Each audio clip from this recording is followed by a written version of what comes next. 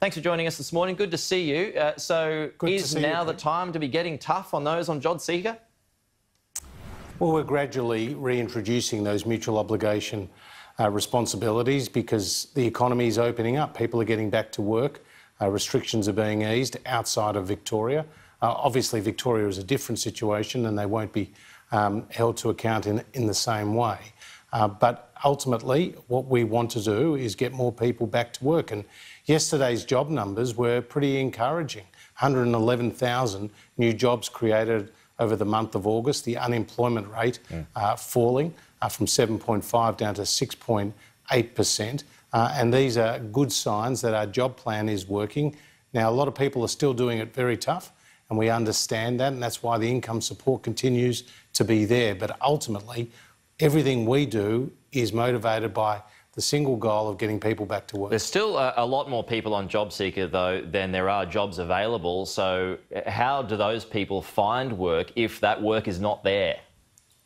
Well, ultimately, they need to work with their job active and job service provider, because by doing so, we can find a suitable job for them. And of course, if there's not a job there, then they can continue to try. But ultimately, what we need to do is create more jobs across the economy. That's what our JobMaker plan is all about. That's why we need more flexibility in the labour market. That's why we're investing in skills. That's why we're bringing forward infrastructure projects. That's why we're cutting red tape.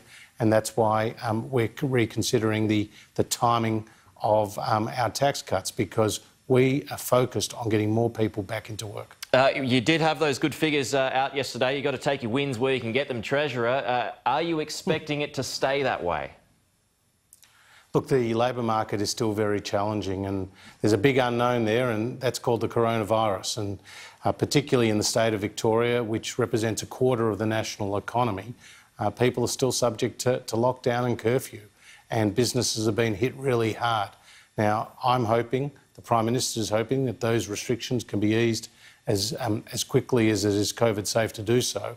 And once that happens, more businesses will reopen, more people will get back to work, and that will be good news for the overall economy. But there's a lot of uncertainty out there in the economy, not just here in Australia, but globally, and that's a reflection of the nature of the virus and the fact that we've seen second waves, not just in Victoria, but in other countries around the world. Just finally, you finished the budget yet? We're pretty close.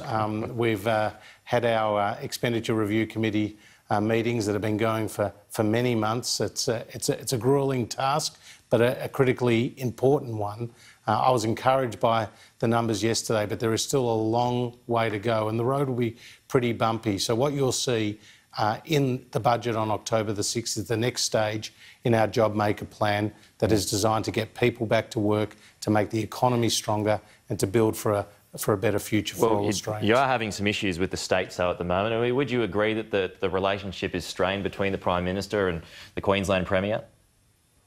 Look, there are some challenges there, and we've been outspoken on the border issue, because closed borders cost jobs. And as you know, the Prime Minister will be discussing today the lifting of the caps, because we want to see more Australians come home. But we'll call that out when it's in the national interest to do so, and that's been our consistent position right through the coronavirus. Treasurer Josh Frydenberg, appreciate your time. Short and sweet. Thanks for joining us. Thank you. Well, an increase